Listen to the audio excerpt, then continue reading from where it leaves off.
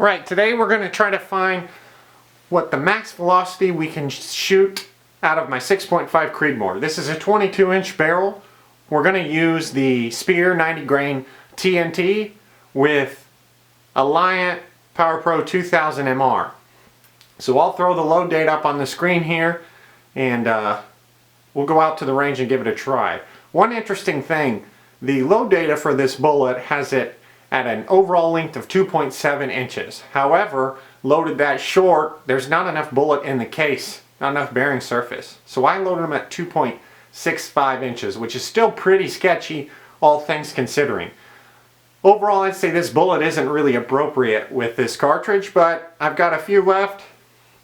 We're going to see if we can hit 3,500 feet per second. Load data indicates we might have a good chance. So we'll go out to the range and give it a try. We'll see what happens. We're out on the range here. We're testing out the 90 grain Spear TNT bullet with IMR 4350. I'll throw up the load data on the screen there. It's pretty cold today. It's about 20 degrees, maybe colder, a little bit of a breeze. I've been keeping the rounds inside, and I just brought them out here to try to keep them warm since we're kind of going for max velocity here. So hopefully we can see some pretty high velocity numbers. See what happens here. First load, we're going to shoot top left.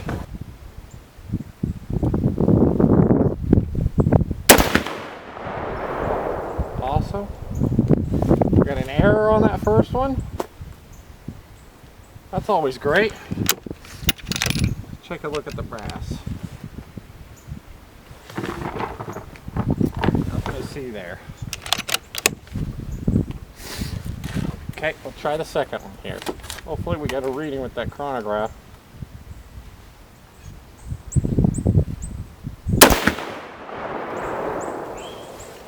.3448. All right, the brass looks fine.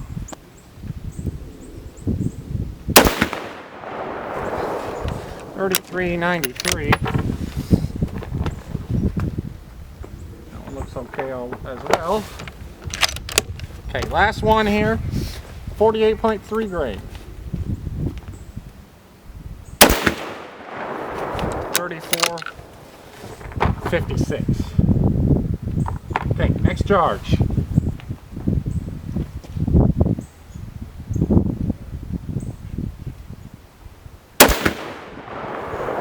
.3492. Brass looks good.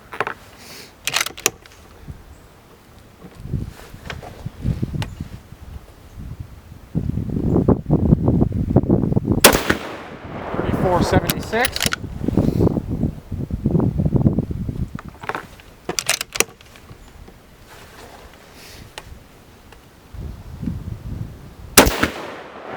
.3467.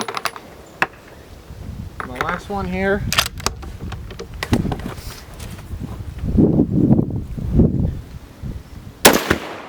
.3480. Okay. Next charge here.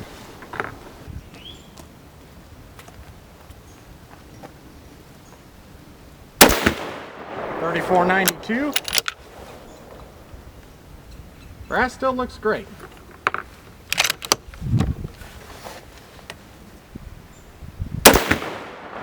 .3532. Again, brass is looking good.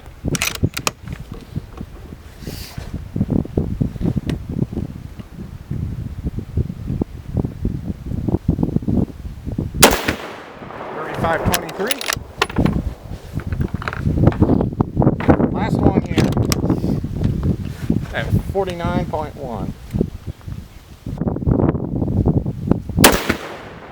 3475. Okay, last charges here. 49.5 grains of powder.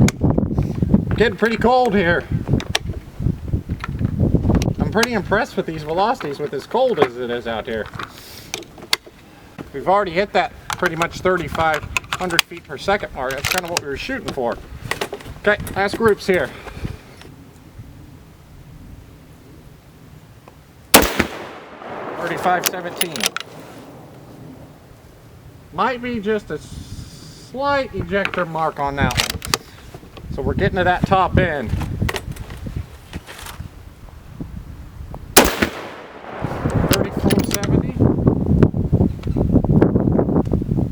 No signs on that one.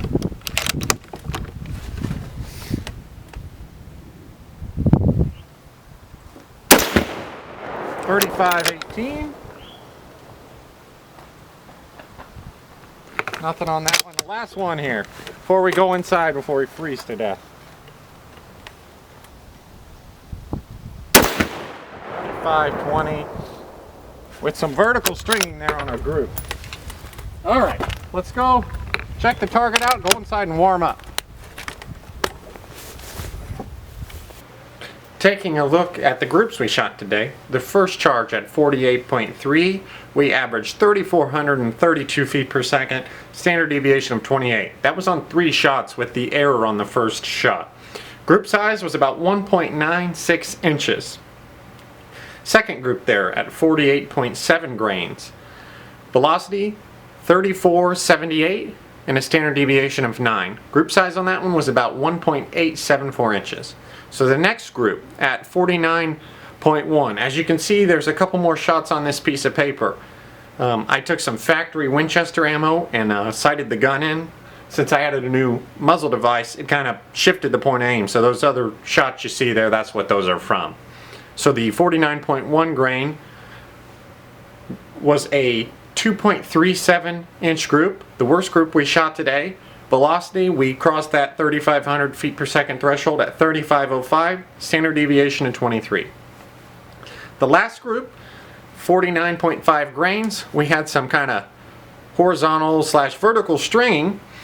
We shot 3,506 feet per second, standard deviation of 21, with a 1.826 inch group. So it looks like these bullets with this combination, we're looking at just under 2 inches for 4 shots.